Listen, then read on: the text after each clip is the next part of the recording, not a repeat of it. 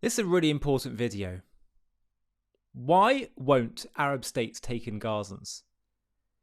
I don't understand why, if I was a Gazan and I've only known war and violence and hatred, wouldn't I prefer as an Arab to say, you know what, why don't we move somewhere else and live in peace and hopefully prosperity?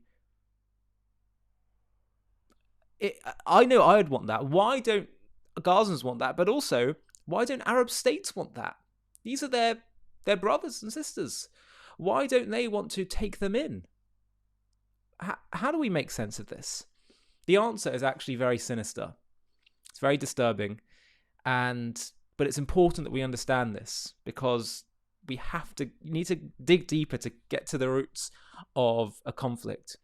And who better to explain this than Mossab Hassan Youssef, the son of a Hamas co-founder and co-leader. Have a listen to his words where he explains this in an interview he did recently. He explains this phenomenon because I think it's really, really important.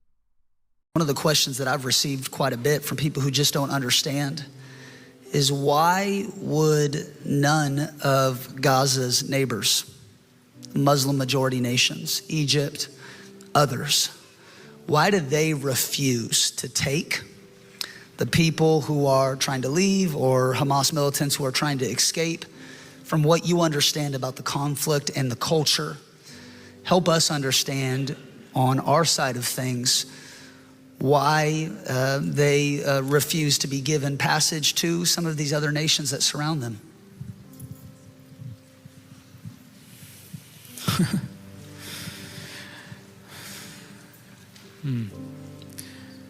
You know, Arab countries had many Palestinian refugees, and Palestinian refugees created all type of chaos.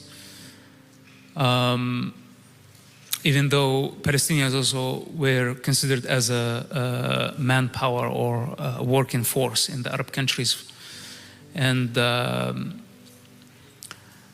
I think what they're afraid of, that if we let the refugees of Gaza relocate, this means that the Palestinian cause will die forever. So they want the people to stay, so the Palestinian cause continues. It doesn't matter how many people are going to die. Why? Because all of them profit from the conflict. It's not a surprise. You know, I could take advantage of the conflict if I want. Why not? You know how many people make profit out of wars? It's big business, much bigger than peacemaking. In peacemaking, you don't make lots of money for many people, you know, only in wartime. So, war. Think about it, the Palestinian Authority leadership. If there was no war, what's the need for them? You know, they've been busy trying to destroy the state of Israel, not to build the Palestinian state. You know, and if you take this cause from them, they're left with no agendas.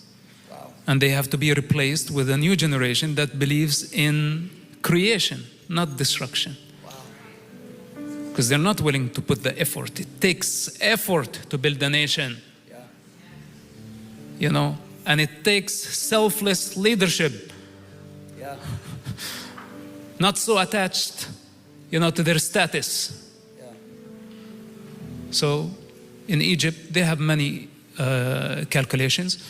I guarantee you that Sisi of Egypt and the Jordanian king, Saudi Arabia, a bunch of other Arab intelligence services and governments, they don't want Hamas. They want Hamas finished. This is in the secret meetings and the secret phone calls, finish them. You know, but in public, they're hypocrites. They go on inciting against Israel. So they don't appear to be participating with the occupation against the people. Because everybody also in Jordan, you know, when the queen goes and says like, you know, we are devastated by the violence in Gaza. What do you mean you're devastated? You don't care. Come on. You know, you gotta be one of them in order to really care. And she's a Palestinian, by the way. But one of the Gaza children, like who's living the atrocity, to identify with that, to say it's like, I care.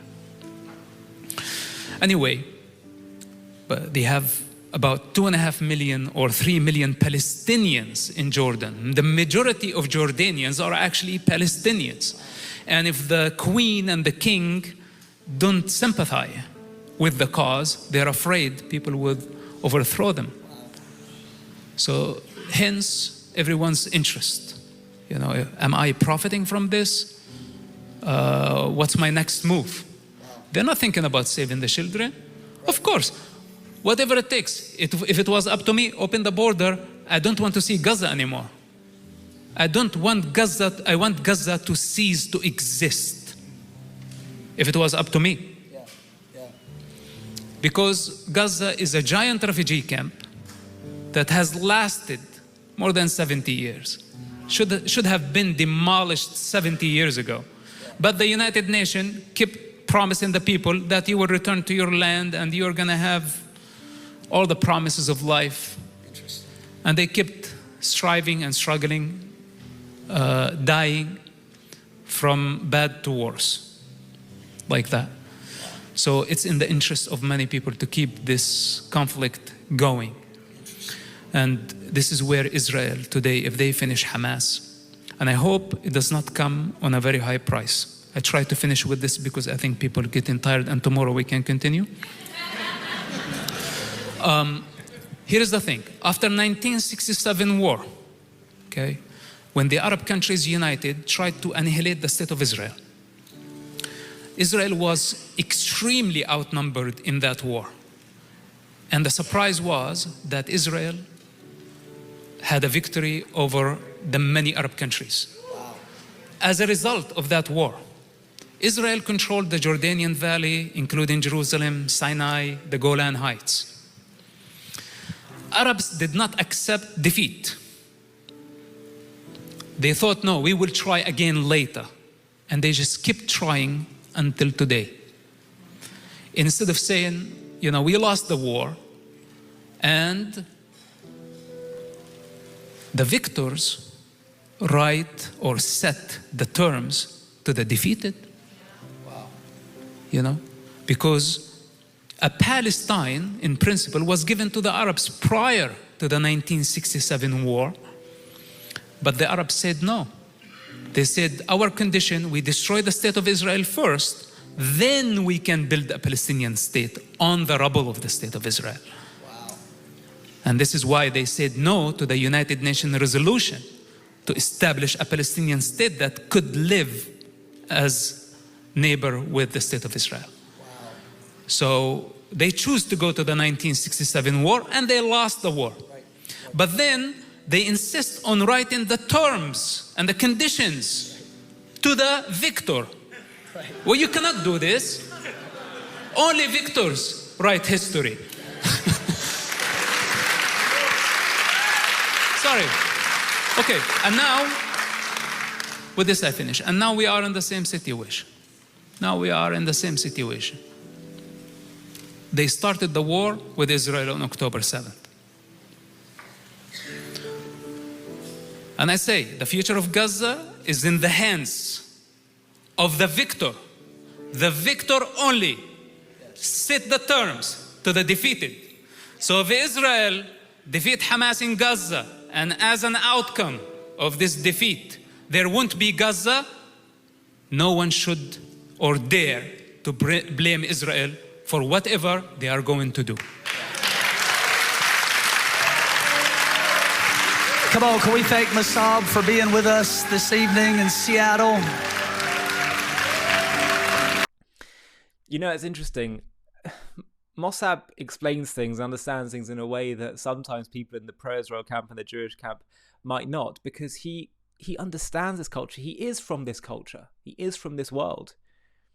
And I sometimes think that we as a Jewish people need to start understanding our Arab cousins and the way they think. We need to take that more seriously.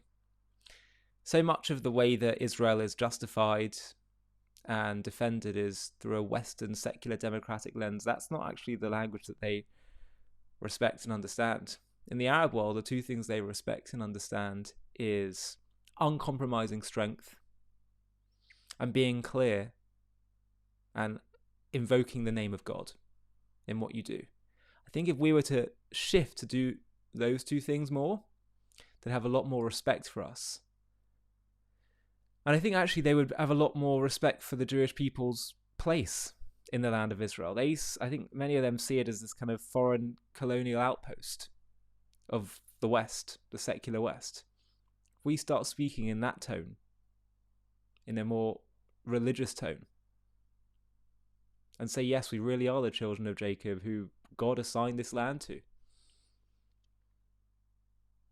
And if we start showing that kind of uncompromising strength rather than constantly trying to appease and do things in dribs and drabs, as President Trump described, I think actually that would have a very positive effect. Hi, thank you so much for watching. To watch another one, click here. To stay up to date with all our content, click here to subscribe. And if you're able to, you can help support JTV to grow and grow by clicking join below this video, where you can become a member and get perks including early access to videos and private live discussions with me. But most of all, you'll be partnering with us on our mission to change the world.